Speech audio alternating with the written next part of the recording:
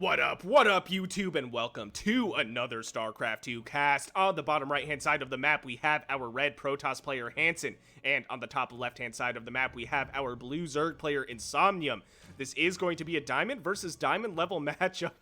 Insomnium saying hi in all caps. He is holding no punches. He's in this to win, going for the intimidation tactics. If you are new to my channel, I do cast games from a wide range of leagues, ranging all the way down from Bronze and up to Masters, so if casual games are something you're interested in watching, please consider shooting me a subscribe. I would greatly appreciate it.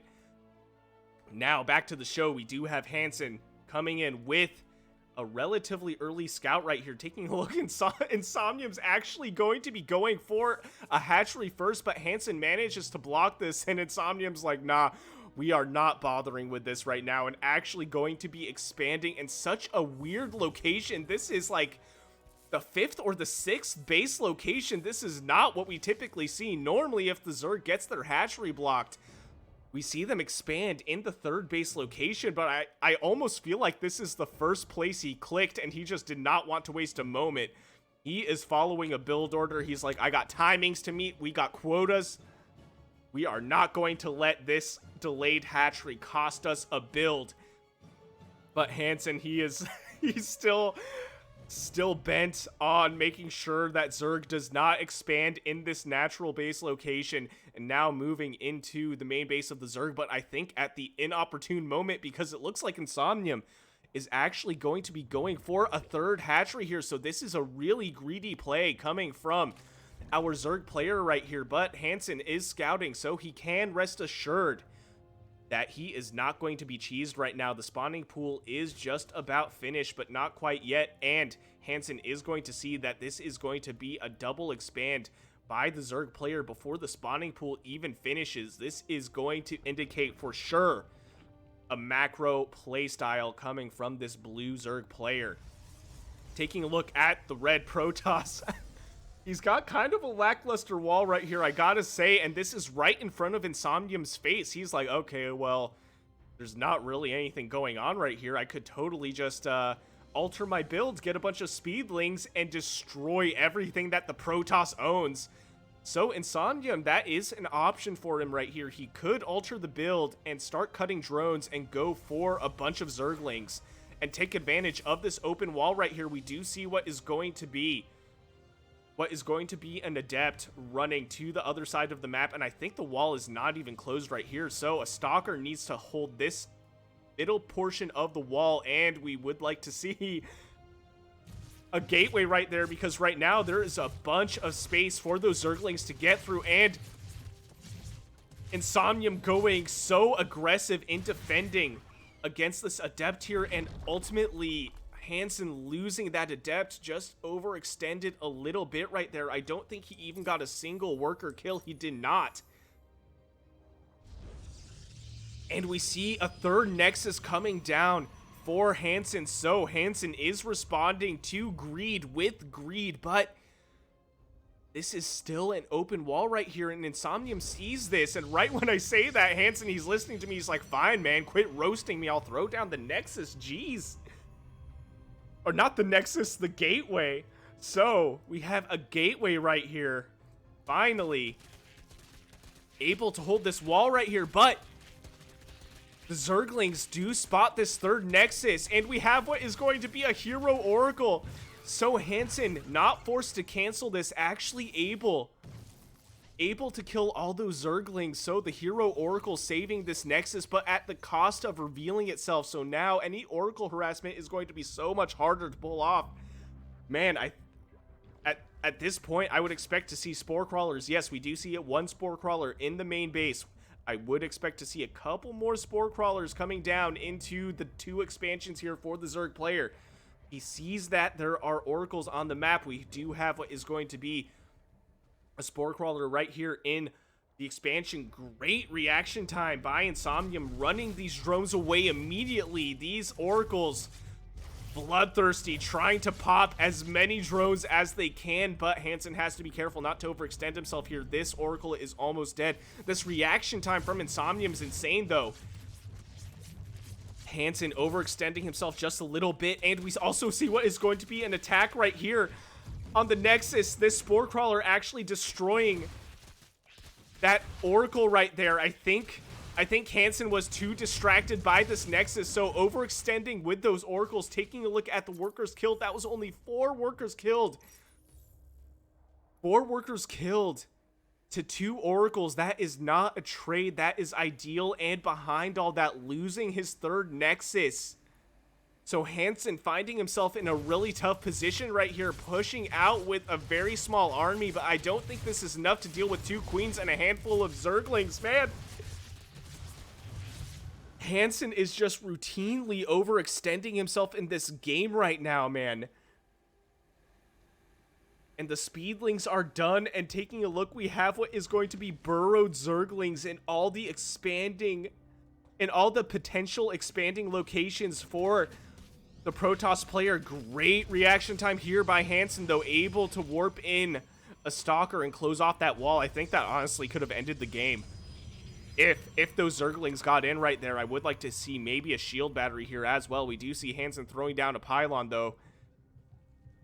A Revelation thrown down right here. I thought maybe the Oracle could do some damage. Taking a look, though, this Oracle has 0 kills. Taking a look at the workers killed, still 4. Man, that hurts so bad to lose 2 Oracles in trading your Oracles to 4 workers. Just such a hard loss right there. But man, what is this? This is so many warp gates on 2 bases. That is way too many warp gates. Two base Protoss would not be able to sustain that too well, I feel like, but maybe I'm wrong. This Oracle flying back home, actually going to give sight on the high ground right here, so it will reveal this hidden Overlord. And the Overlord's like, I don't know what you're talking about, bro. I'm just chilling. I don't do any damage. I'm just kicking it, man.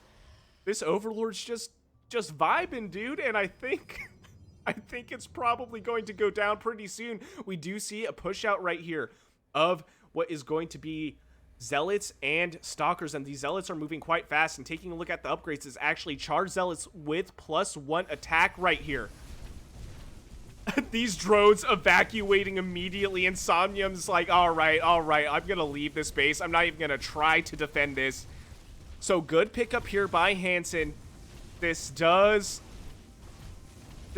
help him out a lot, especially with that rough early start for him. Hanson able to snipe 1 base. Looks like he's actually checking for this expansion location right here as well. We do have what is going to be quite a lot of Banelings, though. Banelings, very, very good against Zealots. Huge hit right there on the Zealots by the Banelings. Another big pickup right there.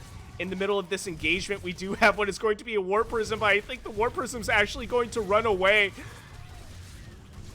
These Zealots trying to do something, but ultimately going down. This Warp Prism saving all the Zealots it could and then running away. It's like, nah, I see this. I see what's going to happen here. We are not going to deal with that. Ultimately, though, picking up a base, were any more workers killed there? 1 extra drone killed. To be fair, though, 0 probes killed. 4 for the for the Zerg player. I think that was an Overlord that just died. I was like, that is a Zerg pile of gore right there. I wonder what that is. This Overlord finally going down. Its vacation is over. Its life has come to an end, unfortunately. These Zerglings, multi-use Zerglings, though, not only are they able to spot where the Protoss is going, but also able to deny any expansions coming down for the Protoss player right here. I think the space is actually going to get sniped. Army supply relatively even. It's 10 army supply in favor of Insomnium, a 10 army supply lead, but nonetheless, Protoss, our red Protoss player Hanson, able to snipe the second hatchery of this game. This Warp Prism actually reinforcing this army pretty well. So I think Hanson's actually breaking into this game. I think he's finally finding his rhythm right here. He's like, okay, my hands are warm. I have more of an idea of where this game is going, what I want to be doing. and doing a good job at keeping this army mobile and not overextending into a big engagement right here. He is kind of standing on creep, though. This is going to give Zerg some time to react. Zerg does have sight everywhere that creep exists. And we have Lurkers right now, and Charge Zealot Archon against Lurkers. Not an ideal unit composition. That Oracle trying to be a hero, actually busting some moves right there. The way it turned around after putting down that revelation was pretty stylish. That was pretty steezy, if I gotta say so myself, but still getting sniped by the Hydralisks, and this is a relatively small army. The Lurkers could melt this a lot. They have a ton of splash damage, but Hanson is doing exactly what you should be doing against Lurkers. They're almost like siege tanks. They have to burrow.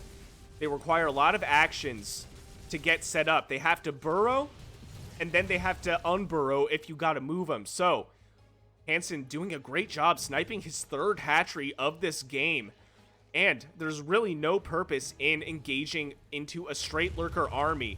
Because they have to siege up like that, in this case burrow, all you gotta do is as soon as these things are sieged up, move to the other side of the map or to a different part of the base and snipe another hatchery and keep playing ping pong with the Zerg opponent, and eventually you'll outlast him.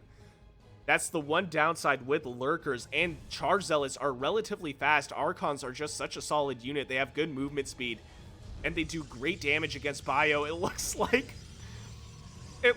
this little Zergling denied this third base expansion.